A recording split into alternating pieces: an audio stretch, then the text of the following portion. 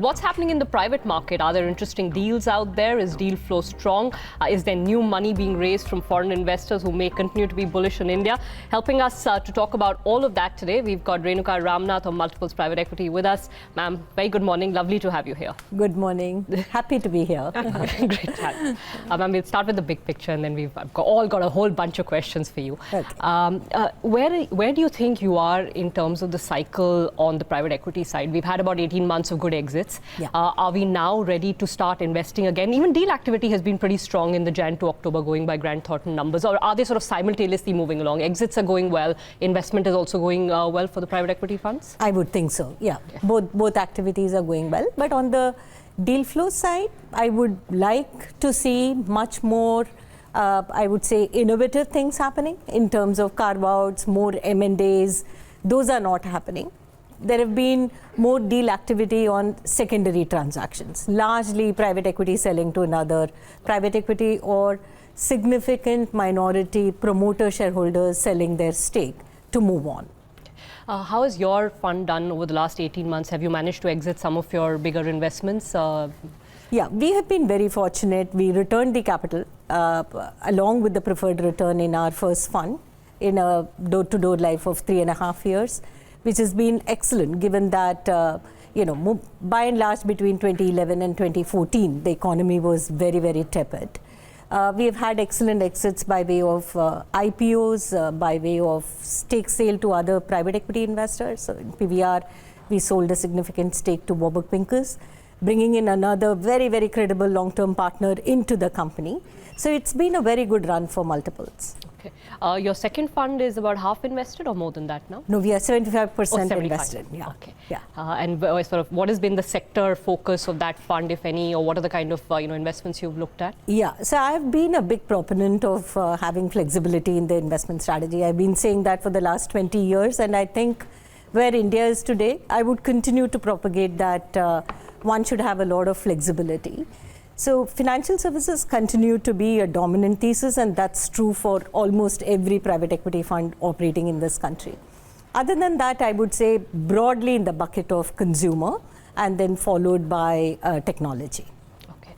And so you're almost 75% done. You're preparing for a third fund, yes, I presume, then? Yes, absolutely. We are preparing for the third fund. We should be in the market early next year. Okay, can you give us any hints on the size of the fund you're hoping to raise? Not yet. It will be larger than the earlier one. Yeah. Okay. Yeah. Okay. Yeah. No, I had a couple of questions actually, Renuka, on how you see the investing environment in the macro point of view right now. Look, we've been trying to judge the economy for several months now, and it's been really difficult to call. So a quick response on, is it looking like businesses are doing well? Because markets have run away. And how do you then, sort of navigate the difference between what the underlying economy says and what valuations in the public market are? That's true. So I would say that, Menaka, as far as the consumer sector is concerned, whether I would put consumer in a very, very large bucket, whether it is consumption of fashion or consumption of entertainment or consumption of financial products, such as housing finance. There has been a lot of demand. It is just our demographic profile, kind of kicking in. But the capex industries are the ones who have not really bucked up just yet. We don't see, I would say we see no proposal for fresh capex investments. But then in the pharma side, there are opportunities to invest behind companies who are putting a lot of money behind R&D in those companies, which is, again, very, very interesting. So I agree with you that valuations have run up. I think as far as valuations are concerned, at all points of time in the last 20 years, if I look back, at some point 4 times EV/EBITDA looked very expensive, 10 times EV/EBITDA looked very expensive, now 15, 16 times EV/EBITDA looks very expensive. So some company out there deserves that valuation. Are you picking the right company to pay the valuation has always been the question that I've asked myself as an investor. Yeah, has that ability to spot the right valuation or the right value, if I can put it that way, become tougher as a result of which we've seen, or at least anecdotally, it seems to me as if deal flow has slowed down a bit, right? In terms of investment in both private and public companies at this point in time? No, I think it is at the average. Even this year, we would do $17 to $20 billion of speaking purely about private equity. So it hasn't slowed down at all. In fact, when markets are good, you will see good activity both in the private and public market, because everybody finally enters and agrees to do a trade when they get the value that they believe they deserve. So I would say that opportunities, if anything, are only expanding. I would like to see more consolidation happening in the market. Now, with GST, with global competition, with the fact that finally you're fighting for both human capital and financial capital, both are very, very scarce. The game is only for highly distinctive players. Right.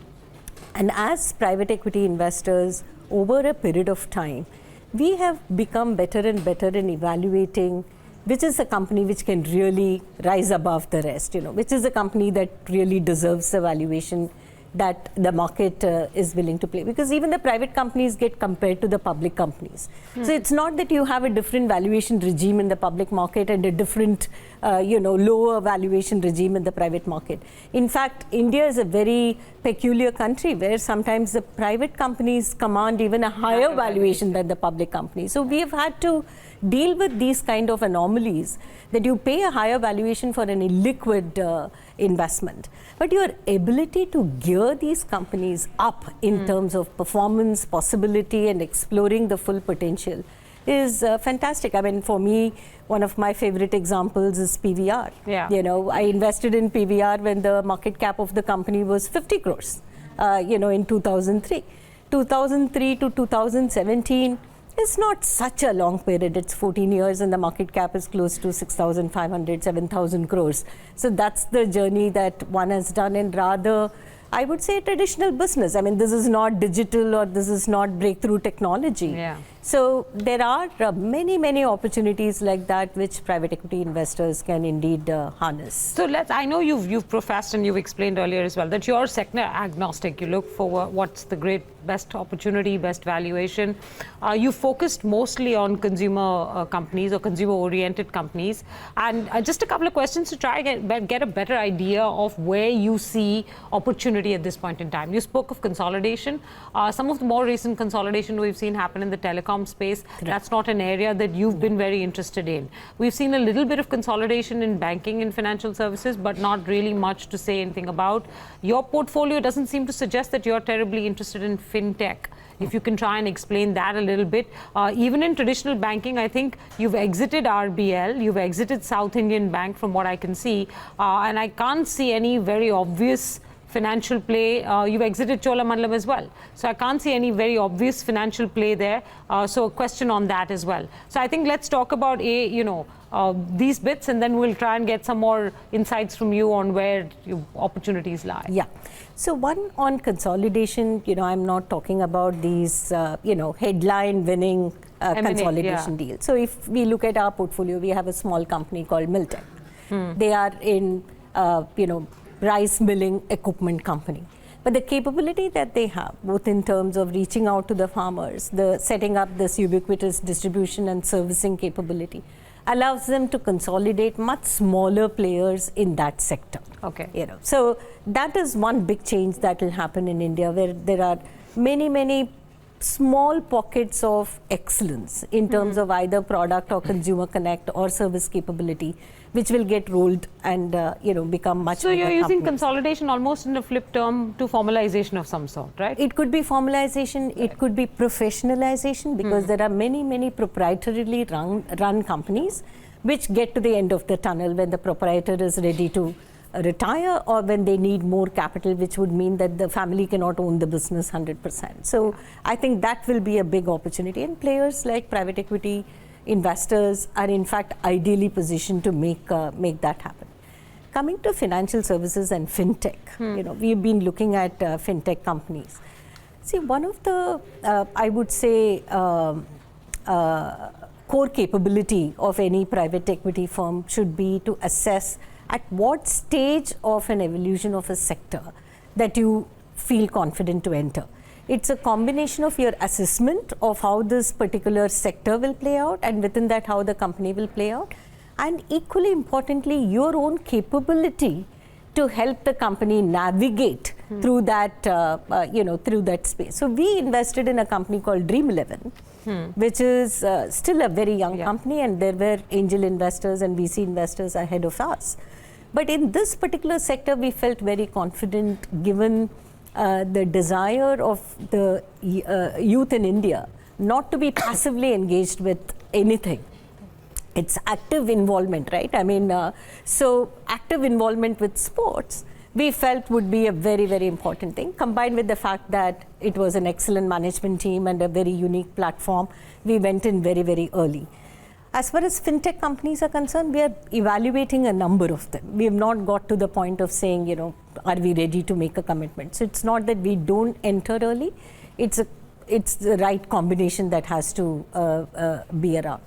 As far as RBL is concerned, Menaka, we have just invested. Yeah. We felt that RBL being a young company which has no issues of legacy, is free now to go and capture this completely wide space which has been left wide open by a lot of PSU banks and even private sector banks who are busy sorting out their legacy issues. Combined with a very interesting play to make the microfinance play happen in India, where you know they can be the bank which can acquire these assets through many distributors and bring the advantage of their liability side and their risk management side. We felt that RBL was in a very unique place, you know, to capture the potential of the financial services play in the economy. So we've just entered. South Indian Bank, we exited. We had a good exit opportunity. So was Chola, as you know, our business is to both enter and exit. No, of course. You know, so from Vastu Housing Finance is an incubation company. I mean, we started it from scratch. Today, we are doing a disbursement of more than 50 crores per month. We expect to close the year end with about 100 crores per month disbursement. So we are looking to build this housing finance company to be a billion-dollar company. And although we are a private equity fund, we feel that plays like this, we can move from fund to fund as well by taking our investors into confidence and having transparent mechanisms to satisfy them and build the next large affordable housing finance company. So we do make our selective bets and put a lot of our energy and might behind it. What would it take for you to be interested in infrastructure? Sorry, this is the last sector thematic question I have. I'm sure Niraj will have some more. You've stayed away from that. Is it largely because of macro reasons? Or is it just that it's a sector you're not terribly comfortable with, promoter quality, your quality of book, all of that? Yeah. So sectors which are hugely dependent on government concession has been a sector that we said we would not look at. Okay. We were too young a company. We just cannot afford to have any wrong call in our portfolio. We don't have the might of large companies to go and fix large problems.